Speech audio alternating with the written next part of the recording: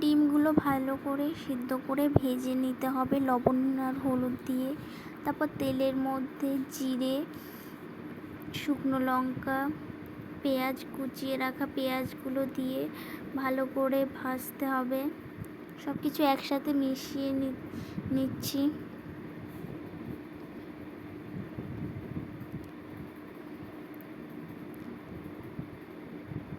দেখুন পেঁয়াজগুলো কত সুন্দর ভাজা হয়ে গেছে, লাল লাল হয়ে গেছে পেঁয়াজগুলো ভাজা হয়ে গেলে মশলা, আগে থেকে বেটে রাখা মশলা দিয়ে দিতে হবে।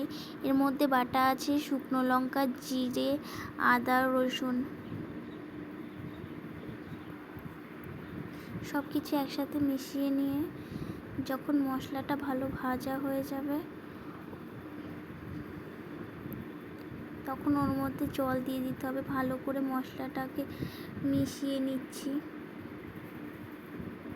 ওর মধ্যে মশলা বাটার মধ্যে একটু লবণ, একটু হলুদ দিয়ে দিতে হবে, যে যেমন পরিমাণ খাবেন।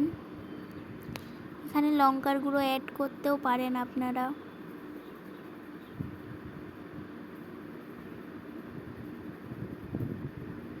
সব কিছু একসাথে মিশিয়ে নিলে মশলা থেকে যখন তেল ছাড়া শুরু হবে তখন, এখনই দেখুন পাশ থেকে তেল ছাড়া শুরু হয়ে গেছে। এবার ওর মধ্যে আমরা পরিমাণ মতো জল অ্যাড করে দেব। যে যেমন খাবেন সে তেমন ঝোল করবেন। সব কিছু একসাথে মিশিয়ে নিয়ে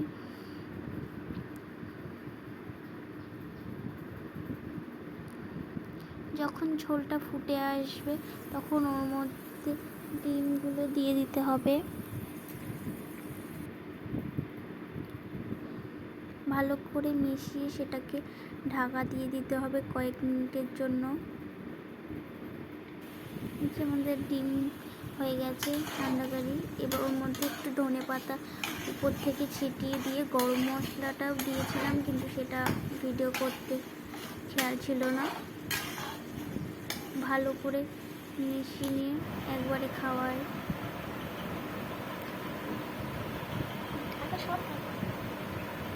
কতটা লোভনীয় হয়েছে দেখুন বন্ধুরা।